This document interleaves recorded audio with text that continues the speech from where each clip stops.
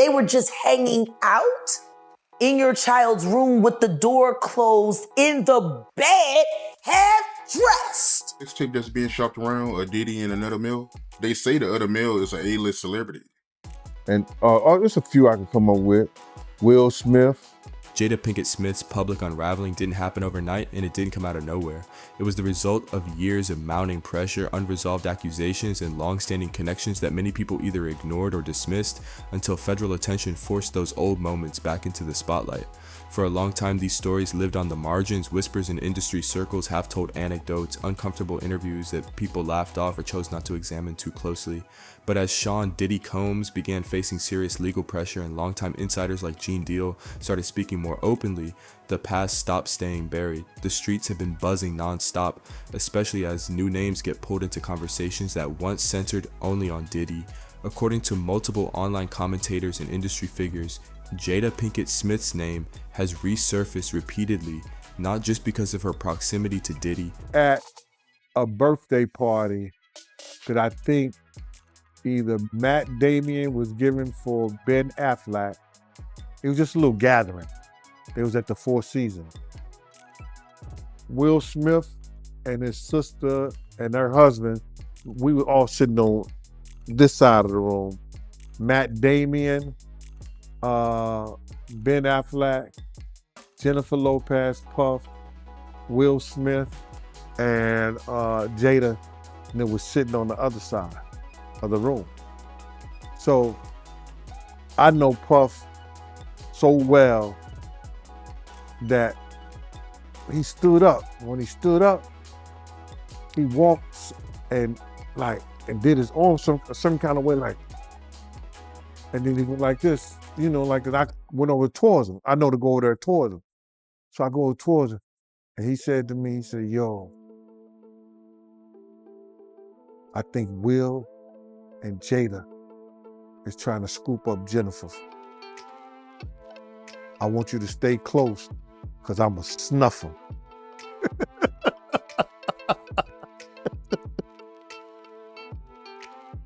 I said to myself, Will Smith gonna beat the shit out you.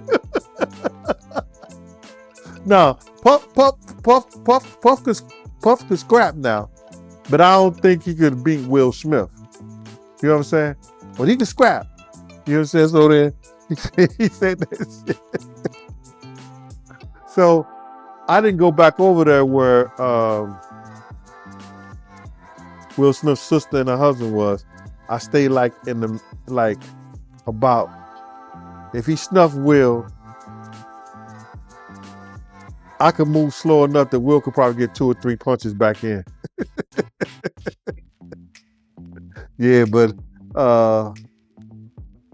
that shit was funny. He thought that Jada and Will was coming on too strong to Jennifer, making advances. But because of how deeply intertwined her social and professional life allegedly was with his world, it is important to be clear here. There is no public confirmation that Jada or Will Smith are currently under federal investigation.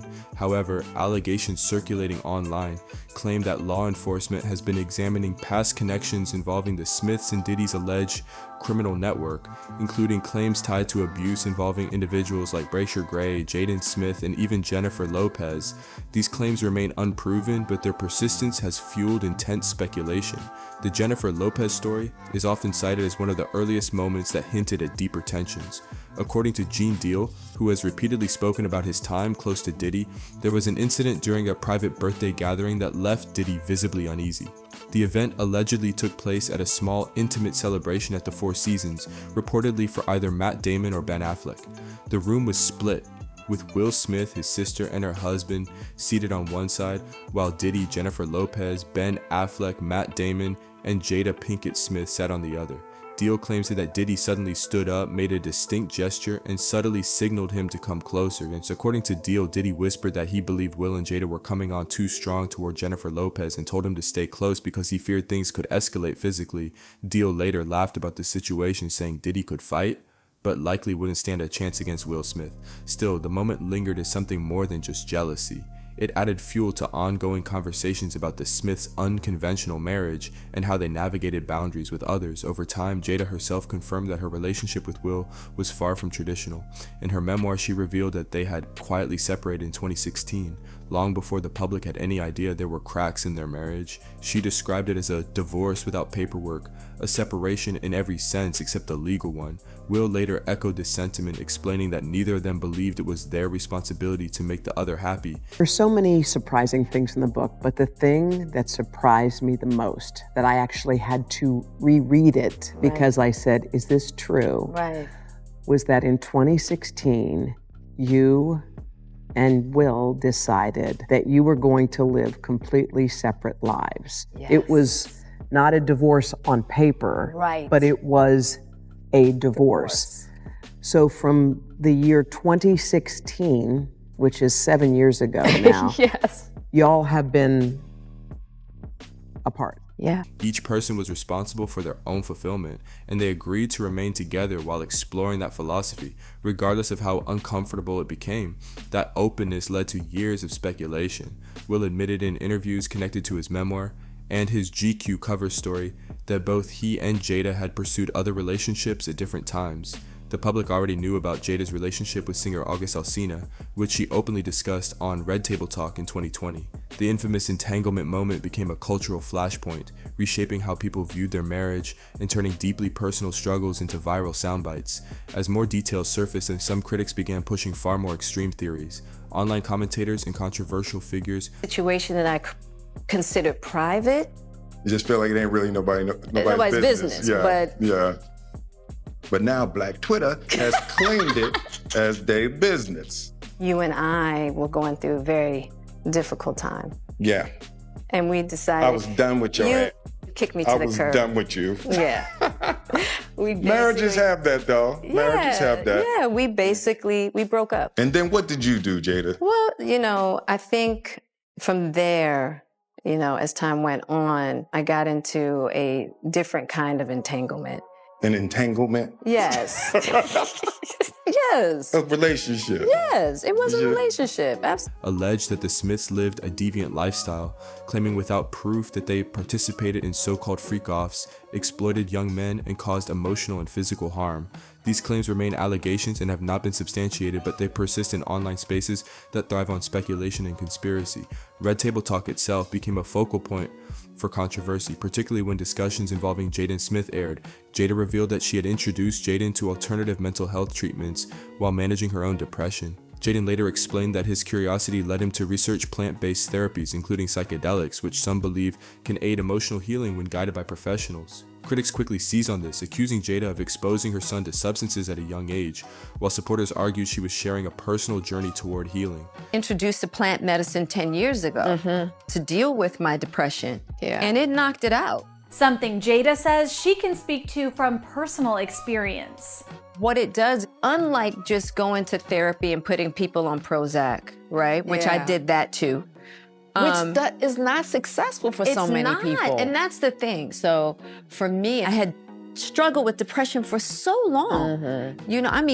Crippling depression. So the thing about the plant medicine is that not only does it help you feel better, but it helps you solve the problems of how you got there in the first place. It was always in my head talking, telling me what I was and what I wasn't. And for the first time, I had like a ego dissolution where I was like, that was the moment that really changed me. You get to a place in your life where you're blocked by something, whether it's a trauma, whether it's your emotions, your ego, not being able to express yourself. And then I feel like psychedelics are a way to tear down that wall and see what's beyond it. Doing it guided with people that are professionals, I feel like really increases the chances of having that mystical Around the same time, speculation grew about Jaden distancing himself from his parents. He spoke publicly about wanting to buy his parents' house and move them into a smaller apartment, a statement many interpreted as symbolic rather than literal.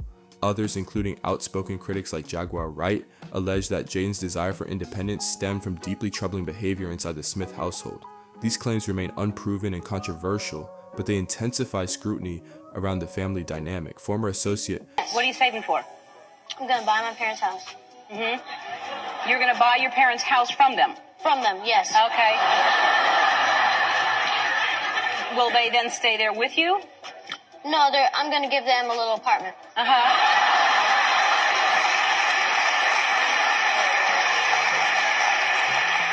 Will that be like in the backyard, or where will the... Bilal Salam added another explosive layer. He claimed to have witnessed disturbing behavior involving Will and Jada and alleged that inappropriate environments were created in their home, even when minors were present. Salam described seeing explicit material played openly and claimed that Jada engaged in behavior without regard for who might be watching. There's there's a distance in terms of affection showing between the general and the son. Absolutely. Is it like that at home or no? Nah, not really. We're Not very really. affectionate. Have you ever We're very affectionate. He tried to kiss me in the Have you ever kissed your son on Thai television before? You're not looking kiss Can my you kiss son. your on Thai I can television? kiss my son. Jaden, come on. Are you okay? He alleged that he possessed evidence and warned Jada publicly that if she did not sue him, he would file his own lawsuit. When no suit materialized, Salam followed through. Salam's allegations escalated further when he claimed that after speaking out, he was followed, intimidated, and later injured in a suspicious incident in Colombia. He described being run off the road by masked individuals, sustaining serious injuries that required surgery.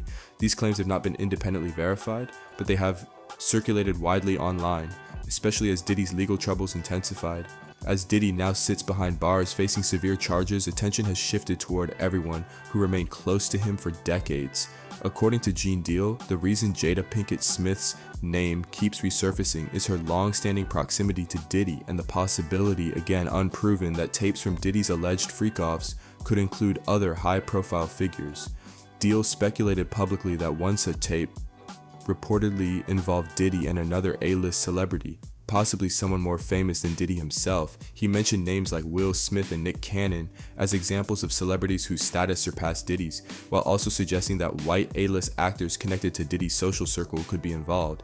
Deal emphasized that Diddy's world was not limited to one demographic or industry lane. He moved between hip-hop, Hollywood, fashion, and elite private circles, hosting events where, according to multiple insiders, things happened far beyond what the public ever saw. Deal repeatedly stressed that he didn't want to see the tapes, only to know whether they truly existed and whether any involved minors, which he said would change everything. As these allegations continue to circulate, the narrative surrounding Jada Pinkett Smith has shifted dramatically. Whether any of these claims hold up under legal scrutiny remains unknown. What is clear is that the collapse of Diddy's empire has triggered a reckoning that extends far beyond him. Somebody stole 2 hard drives from Jada's house. So now we get into why she's even more mad. Jada would watch at the houses. She had her laptop. She would stick her hard drive in, right? Boom, and hook it up to the TV. And she could play whatever video she watching.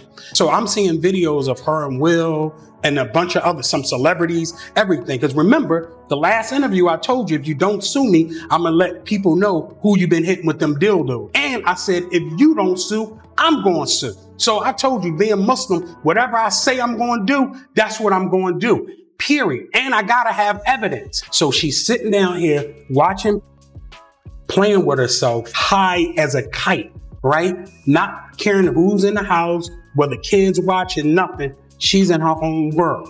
So that's how I was able to see the tapes. I saw them, and I saw some things that were unreal, and I saw celebrities on. People are re-examining old interviews, revisiting past statements, and questioning long-standing relationships that once seemed untouchable.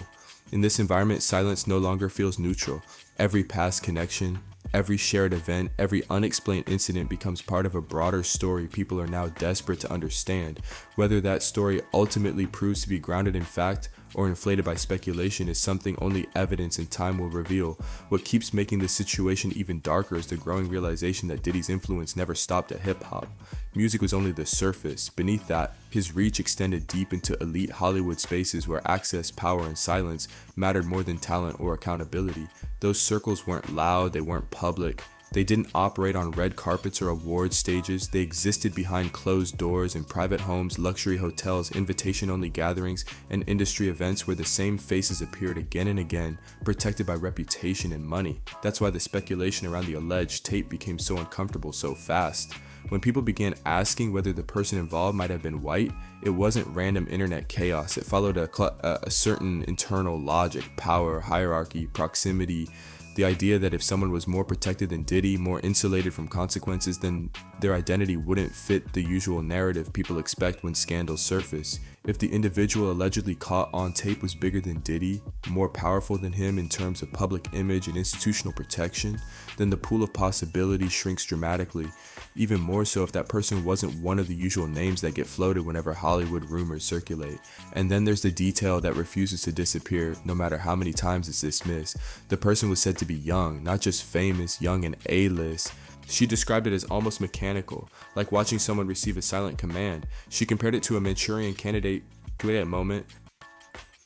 You aired that last interview of me tearing Jada to pieces. That was insane. Yes. I felt uncomfortable because I was like, I don't know what this beef is. Yeah. Well, You called her a dope fiend. Yeah, I called her bald-headed dope fiend, without question. I told her she better sue me because she said to TMZ when they asked her when she left the Breakfast Club, yes, she looked. They was like, "Well, what do you got to say?" And she was like, "We're suing, and I was just like, "Okay, right." It's been that's been about 2 years. Yeah, and we haven't gotten a lawsuit yet. No. Yeah, the only person we got sued by during that year was Kevin Hart, and I was involved with that, which was crazy. And that lawsuit is nowhere to be found. Right, absolutely, okay, absolutely, right. So, absolutely, with no merit. So what's crazy is that Jada did the Breakfast Club. Just for people who don't know or want to go back and see it, because it's been 2 years since I've been seen or heard of or anything. Yeah.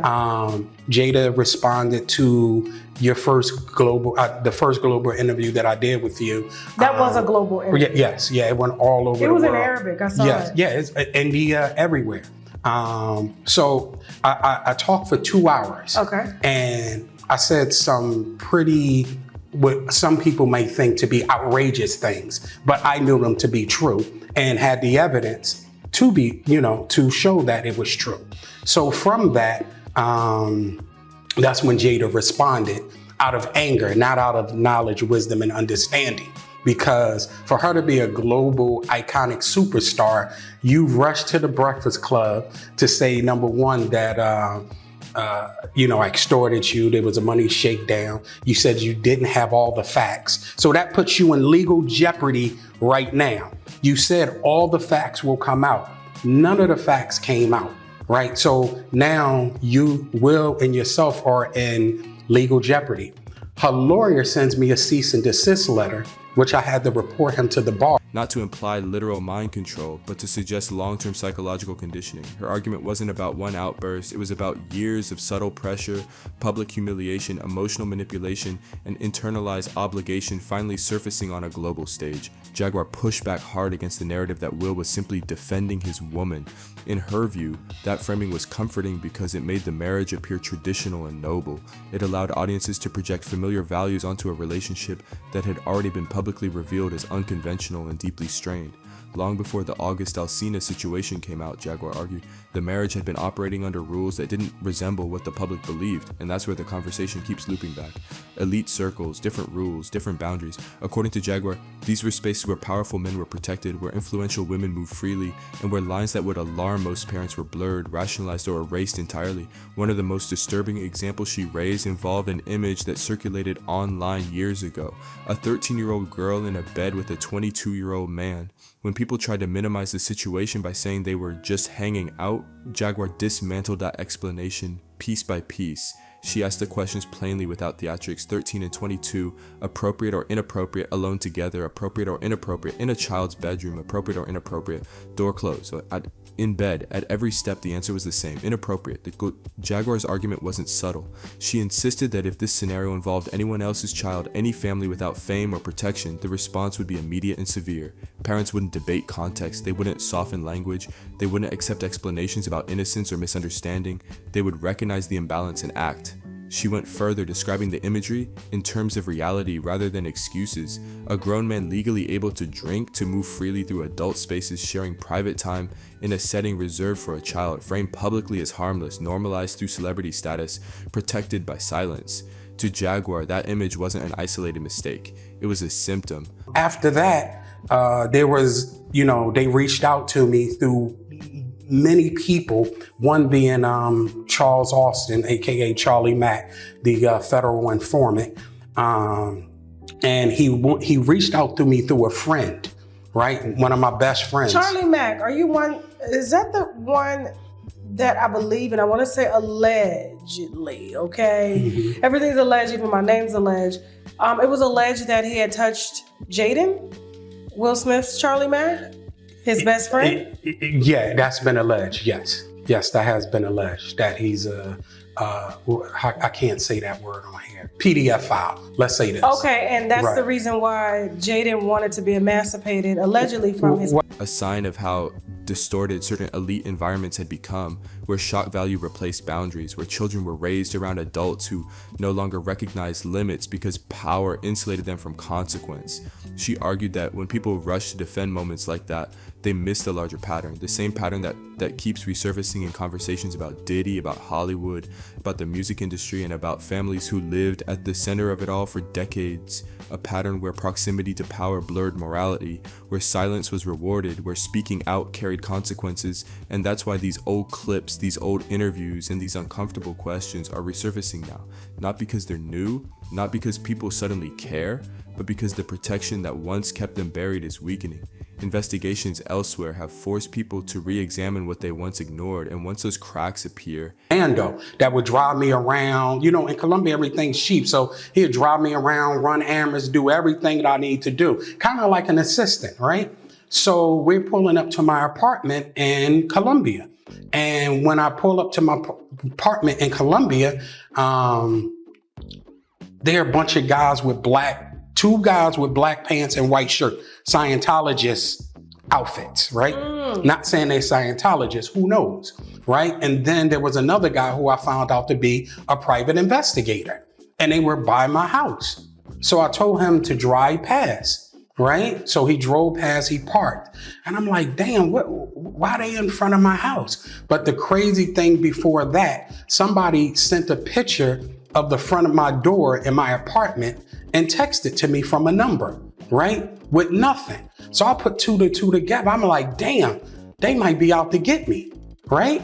So we're driving one afternoon. And while we're driving through that afternoon, a car pulled up with a guy with a mask on, right? And tries to run my boy off the road. So he's trying to not, because in Colombia, you have a lot of freeway parts, but you also have a part like there's no barriers. So you could, somebody make a wrong turn, you down it. Because it's mountainous. Yeah. So the car is, so my assistant trying to hitting the other car so we don't go on a barrier. So the guy put the gas on, boom, right?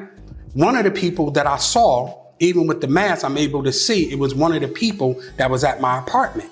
So we rolled down the embankment, right? Glass breaking, everything. Like I could hear oh man, it was bad, right? So by the time I get myself together, I look over, my man got a big piece of glass like this stuck in his head, right? It's about this long because the windshield broke when we was tumbling down. So finally the police came, the ambulance came, they took me to the doctor. So now my back is messed up. I gotta have black surgery, and then my knee. I have to have knee surgery. Everything that was hidden behind them starts to come back into view. The stories didn't change, the environment did. You call it art, you call it expression, you call it frolicking on social media like it's some harmless creative phase, like it's just celebrities being free spirits pushing boundaries and living out loud. You frame it as avant-garde, misunderstood, ahead of its time. But to people watching closely, to people who've lived through abuse, to people who recognize patterns instead of aesthetics, none of it looks harmless. It looks familiar, it looks rehearsed, it looks like the early stages of something that always ends the same way. And in any other household, in any other neighborhood, with any other family name attached to it, somebody would have kicked the door in and stopped it long before it reached the public timeline. Shopped around a Diddy and another male. They say the other male is an A-list celebrity. I would wonder if he's white or black. And if I'm looking at any black guys that are A-listers that's bigger than Diddy, there's only one that I could come up with. And there's a few I could come up with. Will Smith, He's bigger than Diddy. I would think Nick Cannon is bigger than Diddy. Who else on the black that are black actors or black in the business that's an A-lister that's bigger than Diddy, that's black? That's hard to think. But then if you got the A-listers, you know, you got to realize he ran with that black, that Rat Pack. And I don't want to even say their names because they said I got their names wrong last time. What's his name? Kushner? What's the other guy? Leonardo? Yeah, his name. Man, I don't keep up with these cats. But I heard that that's not only the tape that's being shopped. There's some other tapes out there, other people too with him. And him doing some things with some other people. So there's quite a few tapes that might be out there, what they're hearing. And I don't want to see the tapes, but I want to know if they really true. Because if they got if they got some tapes out there and it's with some underage, whether it's celebrities or not, it's gonna be crazy, bro. It's gonna be real crazy. What makes this even darker is that according to the voices speaking out, the Smiths' alleged victims don't stop at rumors, internet speculation, or anonymous insiders. They're not limited to vague names whispered in comment sections or half-remembered stories buried in old interviews. The accusations center around young people who were directly under Will Smith's protection, influence, and authority. Children who entered that world believing the adults around them were there to guide, protect, and nurture them. Children who were told they were safe. Children who were told they were special. She described it as almost mechanical, like watching someone receive a silent command. She compared it to a Manchurian candidate moment, not to imply literal mind control, but to suggest long-term psychological conditioning. Her argument wasn't about one outburst, it was about years of subtle pressure, public humiliation, emotional manipulation, and internalized obligation finally surfacing on a global stage. Jaguar pushed back hard against the narrative that Will was simply defending his woman. In her view, that framing was comforting because it made the marriage appear traditional and noble. It allowed audiences to project familiar values onto a relationship that had already been publicly revealed as unconventional and deeply strained. Long before the August Alsina situation came out, Jaguar argued. Do you believe the guy in the tape is white? If he's bigger than Diddy, and he's not none of the names that I said, probably so. But then they say he was young too. Yeah, they say he was young. Let me get his name right. I hope it ain't the Bieber. I hope it's not the Bieber. That's a good one. It might be him. But if they saying that the guy is young and he's an A-lister, I can't think of that many black people, man. Right. Not at all. And somebody that's more powerful, more of a celebrity than Diddy. You understand what I'm saying? If they were saying somebody that was more celebrity than Diddy, he was an A-lister, he was younger, you know what I'm saying? And if he's not black, it would have to be the Bieber. That's his name, Bieber? They said I got that wrong too. Justin Bieber. The marriage had been operating under rules that didn't resemble what the public believed, and that's where the conversation keeps looping back. Elite circles, different rules, different boundaries. According to Jaguar, these were spaces where powerful men were protected, where influential women moved freely, and where lines that would alarm most parents were blurred, rationalized, or erased entirely. One of the most disturbing examples she raised involved an image that circulated online years ago. A 13-year-old girl in a bed with a 22-year-old man. When people tried to minimize the situation by saying they were just hanging out, Jaguar dismantled that explanation piece by piece. She asked the questions plainly without theatrics. 13 and 22, appropriate or inappropriate, alone together, appropriate or inappropriate, in a child's bedroom, appropriate or inappropriate, door closed. So in bed, at every step the answer was the same, inappropriate. Jaguar's argument wasn't subtle. She insisted that if this scenario involved anyone else's child, any family without fame or protection, the response would be immediate and severe. Parents wouldn't debate context, they wouldn't soften language, they wouldn't accept explanations about innocence or misunderstanding, they would recognize the imbalance and act. She went further, describing the imagery in terms of reality rather than excuses. A grown man legally able to drink, to move freely through adult spaces, sharing private time in a setting reserved for a child, framed publicly as harmless, normalized through celebrity status, protected by silence. To Jaguar, that image wasn't an isolated mistake. It was a symptom, a sign of how distorted certain elite environments had become, where shock value replaced boundaries, where children were raised around adults who— No, something didn't make him snap anything. He laughed at that bad joke that Chris said like everybody else. And then Jada looked at him and it was like the Manchurian Candidate. Not the Manchurian.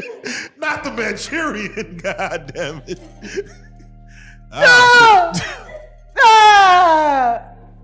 That's what the happened. I thought there's a legion of women who said, I'm glad for Will fighting for his woman. Yeah, because they still want to believe that that sham of a marriage is real. Oh. Well, there you go.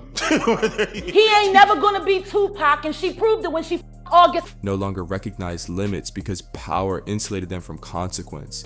She argued that when people rush to defend moments like that, they miss the larger pattern, the same pattern that keeps resurfacing in conversations about Diddy, about Hollywood, about the music industry, and about families who lived at the center of it all for decades. A pattern where proximity to power blurred morality, where silence was rewarded, where speaking out carried consequences, and that's why these old clips, these old interviews, and these uncomfortable questions are resurfacing now.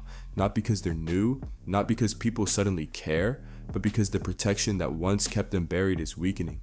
Investigations elsewhere have forced people to re-examine what they once ignored, and once those cracks appear, everything that was hidden behind them starts to come back into view. The stories didn't change, the environment did. You call it art, you call it expression, you call it frolicking on social media like it's some harmless creative phase, like it's just celebrities being free spirits pushing boundaries and living out loud. You frame it as avant-garde, misunderstood, ahead of its time. But to people watching closely, to people who've lived through abuse, to people who recognize patterns instead of aesthetics, none of it looks harmless. It looks familiar, it looks rehearsed, it looks like the early stages of something that always ends the same way. And in any other household, in any other neighborhood, with any other family name attached to it, somebody would have kicked the door in and stopped it long before it reached the public timeline. What makes this even darker is that according to the voices speaking out, the Smiths' alleged victims don't stop at rumors, internet speculation, or anonymous insiders. Then there was the moment on social media. She was 13 with a 22-year-old man in her bed. Saw that. It's no big deal. They were just hanging out. I got 3 questions to ask about that. 1. 1322, appropriate or inappropriate? Inappropriate. Alone, appropriate or inappropriate? Inappropriate. In your child's room, appropriate or inappropriate? Definitely inappropriate. Part B to that. In your child's room with the door closed, in the bed, half dressed. Grab the shotgun. On social media. Hell no. Who took that picture? That's Who did? Yeah, it's just, yeah. We cutting off our hair. Red flags. We laid up with old niggas. Yeah. That's an old. When she was born, he was probably already trying to rub one out at the park. Oh, man. Think about the difference in that. The imagery. She's 13. Okay. She might have a period. Might. Breasts not fully formed. Pubescent. Hair not grown all the way in. Man. And this nigga go to a bar and buy a beer and get a drunk in the backseat of his car and leave her out there with $20 and say, hope you make it home. Like, the imagery. Just that could be his Saturday night in LA. So. And he's up in your daughter's bed. Yeah. With his shirt off and shit. Frolicking. You call it art. On social. Frolicking. On social media. I mean. So Somebody should have kicked the door in and beat that fucking ass. They're not limited to vague names whispered in comment sections or half-remembered stories buried in old interviews. The accusations center around young people who were directly under Will Smith's protection, influence, and authority, children who entered that world believing the adults around them were there to guide, protect, and nurture them, children who were told they were safe, children who were told they were special. Children who later grew into men carrying visible emotional scars, fractured identities, and unresolved trauma that no amount of fame or success has managed to erase. As far as Jaguar Wright is concerned, Will Smith has never truly taken responsibility for what she believes happened under his watch, not publicly, not privately, not in any way that signals genuine accountability. In her view, everything that's been said so far has been performance, carefully worded apologies, controlled vulnerability, memoirs that frame pain as personal growth rather than harm inflicted on others. And until that changes, she says, the conversation can't move forward because it hasn't even begun. In her view, accountability doesn't start with standing ovations, tearful press runs, or curated redemption arc. As far as Will Smith is concerned, until he does right by all of those children that were harmed and corrupted while in his care, children that grew up to be men, boys like Bashir Gray,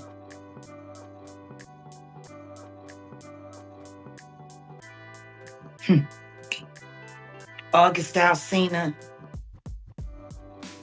your own son, like your own son.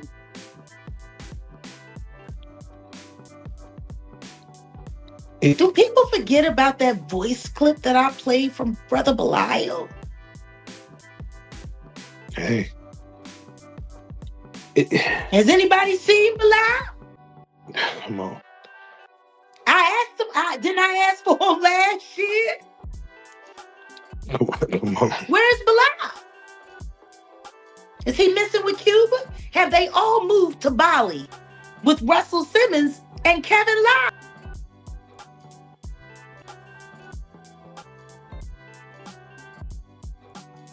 It doesn't begin with carefully chosen phrases about healing or love or resilience. It begins with acknowledging the harm done to children who didn't have power, didn't have leverage, and didn't have the ability to say no inside environments structured to reward silence and punish resistance. It begins with admitting that fame doesn't excuse failure and that intention doesn't cancel impact. Jaguar names those young men repeatedly. She doesn't dance around it. She doesn't speak in riddles, but Bashir Gray, August Alsina, and most controversially, Will Smith's own son. She says these names out loud because she believes the pattern demands it. She doesn't say them casually. She doesn't list them for shock value. She says them with the weight of someone who believes the connections are too consistent to ignore. Children who grew up to be men, boys who entered the industry as talent and exited as emotional wreckage. Boys whose personalities shifted so drastically that even casual observers noticed. Boys whose emotional stability fractured in public, boys whose behavior became erratic, defensive, angry, or withdrawn, boys whose struggles were conveniently reframed as artistic temperament, creative sensitivity, or mental health issues, rather than red flags. Jaguar asks the question others avoid, because answering it means confronting uncomfortable truths. At what point do we stop calling this coincidence? At what point do repeated outcomes stop being bad luck and start looking like systemic failure? She reminds people of moments that were laughed off when they happened, voice clips that sounded odd even then, interviews where discomfort was masked with jokes, appearances where something felt off but was quickly excused. She points to moments where people quietly disappeared from public life without explanation, moments where once close friendships dissolved overnight, moments where energy shifted, access vanished, and no one asked why because asking would have meant pulling on threads nobody wanted to touch. She brings up Bilal again, not as gossip but as an absence. She asks why his name stopped coming up, why his presence faded, why people who were once inseparable suddenly became strangers. She asks the questions people move past too quickly. Where did he go? Why did the conversation stop? Why did the door close so quietly? She connects those disappearances to a broader pattern, one where people who know too much or say too much or simply become inconvenient slowly fade from the narrative, not with explosions, not with scandals, but with silence.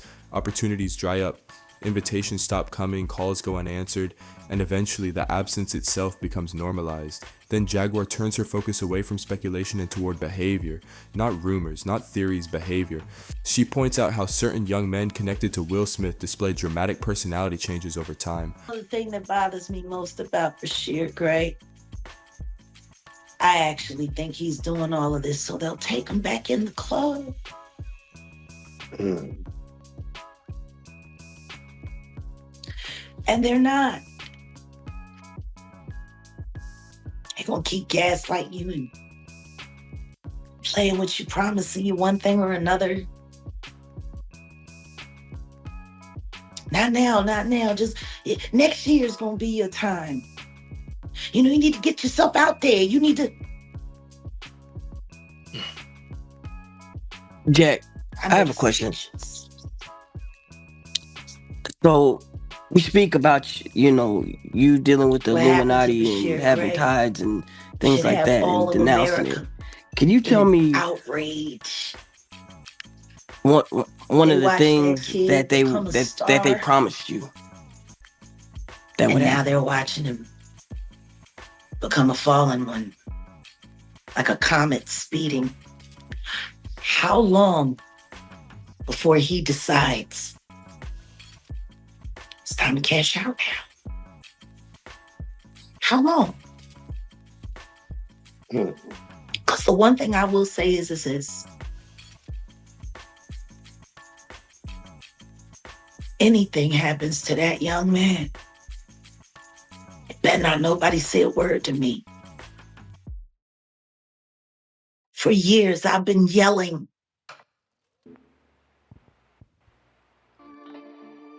Salute to Moran Morelli. He actually talked about it the other day. Talked about how troubling. And, you know, the one reason that I can appreciate Murad's commentary is because he's also an essay survivor. So he's a young man who went through these things. He knows what the signs look like. You know what I'm saying? Like, he can see. Early interviews filled with warmth, curiosity, and openness. Later appearances marked by agitation, defensiveness, confusion, and emotional volatility. She references public moments where outbursts seemed disproportionate, conflicts that appeared to erupt without context, statements that felt fragmented, coded, unfinished, as if something was being said without ever being fully spoken. To her, these aren't random mental health episodes. They're not isolated breakdowns. They're warning signs. She says trauma doesn't always scream. Sometimes it leaks, sometimes it shows up sideways, sometimes it hides behind charisma, humor, or artistic expression. Sometimes it waits until the pressure builds enough that the mask slips in public. She speaks specifically about Bashir Gray, and what troubles her most isn't his anger or his erratic behavior, it's what she believes is driving it underneath everything else, the need for validation, the hunger for approval, the belief that if he just plays along long enough, if he stays quiet enough, if he performs the right way, the same system that damaged him might let him back in. Jaguar says she sees it clearly. She believes Bashir is still trying to earn a seat at a table that was never meant to keep him. She describes the promises that keep people trapped. Not now, next year, soon, you're almost there, just keep going. She describes the psychological trap of endless postponement, the illusion that success is always one more compromise away, the way systems dangle opportunity just close enough to keep people compliant. She warns that this cycle has destroyed countless young talents long before the public ever learned their names. She asks a chilling question that cuts through all the noise. How long before desperation turns into self-destruction? How long before the pressure becomes unbearable? How long before hope collapses into despair? How long before someone decides there's nothing left to lose? And Jaguar doesn't say this for shock. She says it with the urgency of someone who's seen this story end badly before, someone who recognizes the warning signs because she's lived among their consequences. She references other survivors, people who don't recognize grooming because they read about it, but because they lived through it. People who understand manipulation not as a theory, but as a daily reality. People who know how emotional exploitation rewires a person's sense of self, trust, and safety. She says she tried to intervene, not publicly, not for attention, personally, quietly. She claims she encouraged distance from influences she believed were dangerous. She pushed for safer paths. She urged people to step away before it was too late. According to her, those efforts were blocked, not because no one cared, but because caring was inconvenient, because image mattered more. because money mattered more, because control mattered more. She claims there were people in positions of authority who prioritized optics over well-being, people who dismissed warnings as drama, people who reframed concern as jealousy or instability, people who refused to disrupt a profitable machine even when the cost was obvious. And through all of it, Jaguar keeps circling back to the same conclusion. This didn't happen by accident. She suggests that shame plays a massive role in why some alleged victims never speak publicly. Shame that doesn't belong to them but still weighs on them. Fear of being mocked, fear of not being believed, fear of retaliation, fear of being labeled unstable, bitter, or opportunistic. She claims that Bashir may never file a lawsuit because doing so would mean reliving everything in public, because it would mean admitting how deep the damage goes, because it would mean standing alone against an entire system built to protect itself. She references alleged tapes again, carefully. She makes clear she isn't claiming first-hand knowledge, but she insists their existence is widely discussed in certain circles. She emphasizes that what horrifies her most isn't celebrity scandal, but the idea that children were anywhere near those environments in the first place. She uses dark humor, sarcasm, disgust, not to trivialize the situation. Too embarrassed to file his lawsuit against Diddy for what Will and Diddy did to him. With Jaden and Justin present, that tape exists.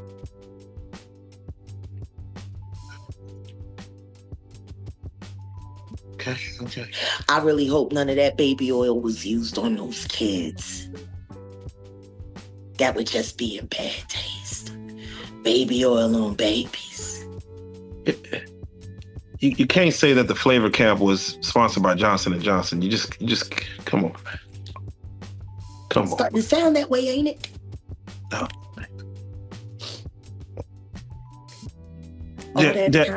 All that talent, and and she let Charlie tune that boy up on coke, knowing that he was bipolar and had ADHD.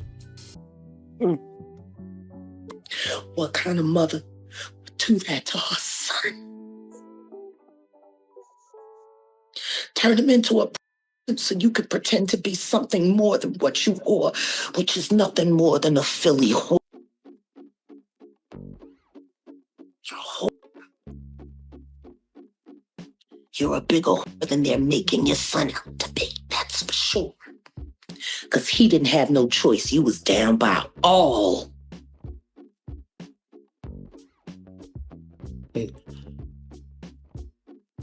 I'm sorry. The Bashir conversation for me is not easy. Because I came to Belial and I asked Belial to help me save the kids, and all he was worried about was his but to expose how grotesque the normalization has become. She talks about how language gets twisted, how abuse becomes branding, how exploitation gets reframed as culture. She calls out the absurdity of how far people go to defend what should never be defended. Then her tone shifts, it hardens. She becomes furious when talking about parenting, about responsibility, about choice. She accuses Jada of failing her son, of exposing him to substances while knowing his vulnerabilities, of allowing environments that amplified instability rather than protecting against it, of prioritizing ideology over safety. She asks the question that cuts through everything else.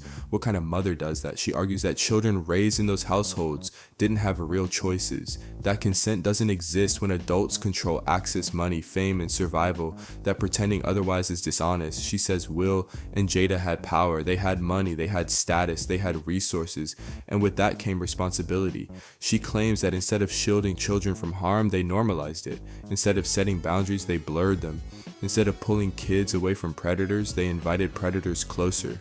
In her telling, Diddy wasn't acting alone. He was surrounded by facilitators, executives, mentors, parents, celebrity families who opened doors and looked the other way, people who benefited from proximity and chose silence over safety. Jaguar insists that Will and Jada weren't outsiders in that world. They were trusted insiders, people whose homes were considered safe spaces, people whose approval carried weight. And now, with Diddy facing serious scrutiny, she believes the spotlight is finally widening, moving outward, touching the people who enabled him, protected him, fed vulnerable young talent into his orbit, and justified it as opportunity. She says the truth doesn't stay buried forever. It leaks, it resurfaces, it waits until the protection fades. And now the question isn't whether people will talk, It's whether anyone will listen, whether the public is finally ready to stop romanticizing power, whether they're willing to see patterns instead of isolated scandals, whether justice is possible for men who were once children and never got to choose the world they were raised in. Do you believe people like Bashir Gray and Jada Smith will ever see real accountability for what they were exposed to? Do you think the industry is capable of confronting the harm it normalized for decades, or will this be another story that fades once the headlines move on? Let us know what you think in the comments.